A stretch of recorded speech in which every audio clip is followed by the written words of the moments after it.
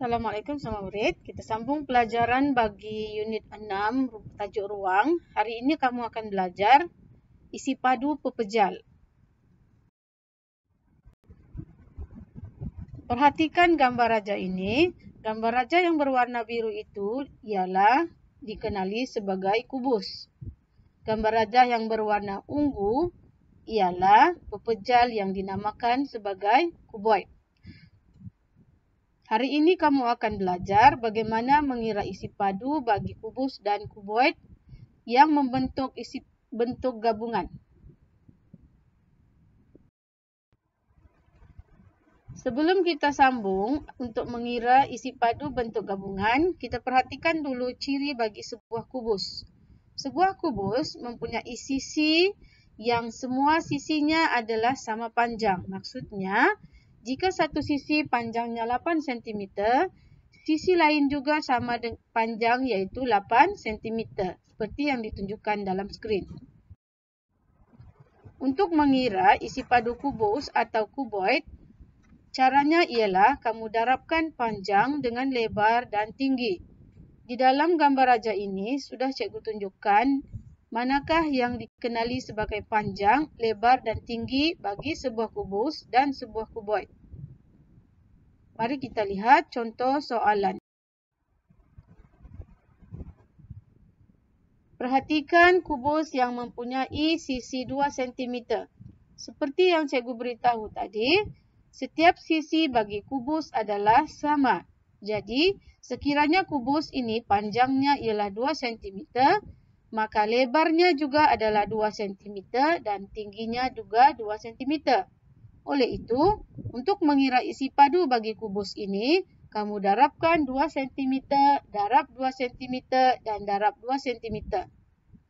Untuk operasi darab, kamu tidak boleh susun ketiga-tiga nombor sekaligus. Caranya ialah kamu susunkan dua nombor dahulu seperti yang ditunjukkan dalam skrin.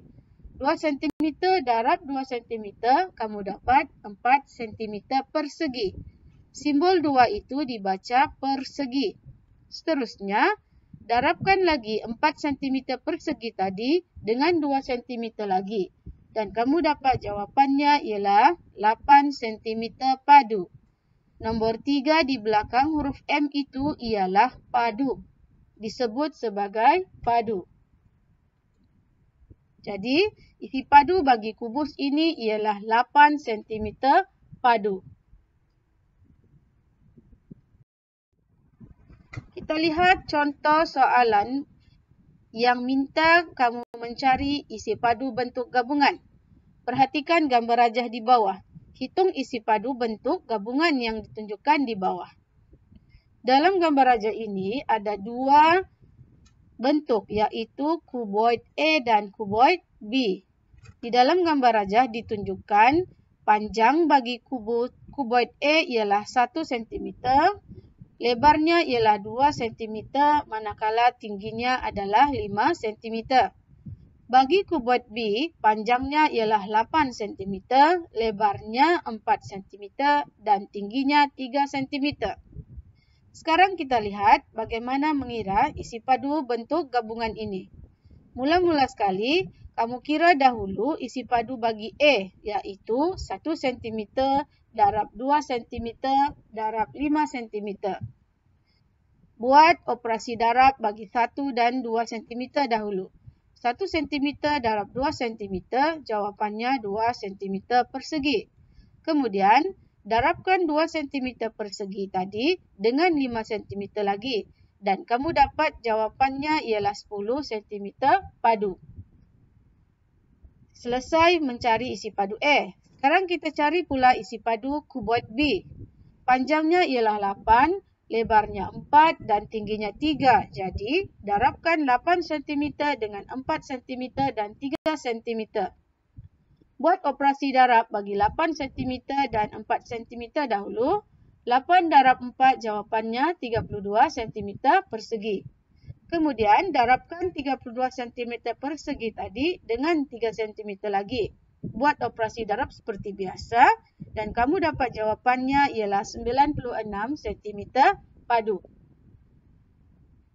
Seterusnya, untuk mendapatkan isi padu bentuk gabungan, tambahkan isi padu A dan isi padu B tadi, iaitu 10 cm padu tambah 96 cm padu. Dalam bentuk lazim tambah. Jadi kamu dapat jawapan bagi soalan ini ialah 106 cm padu.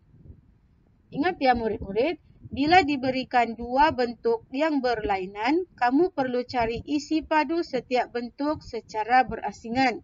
Selepas itu, tambahkan isi padu kedua-dua bentuk itu untuk mendapatkan isi padu bentuk gabungan itu. Baiklah murid-murid, itu sahaja penerangan cikgu hari ini. Cikgu harap kamu faham penerangan yang diberikan. Selamat belajar. Assalamualaikum.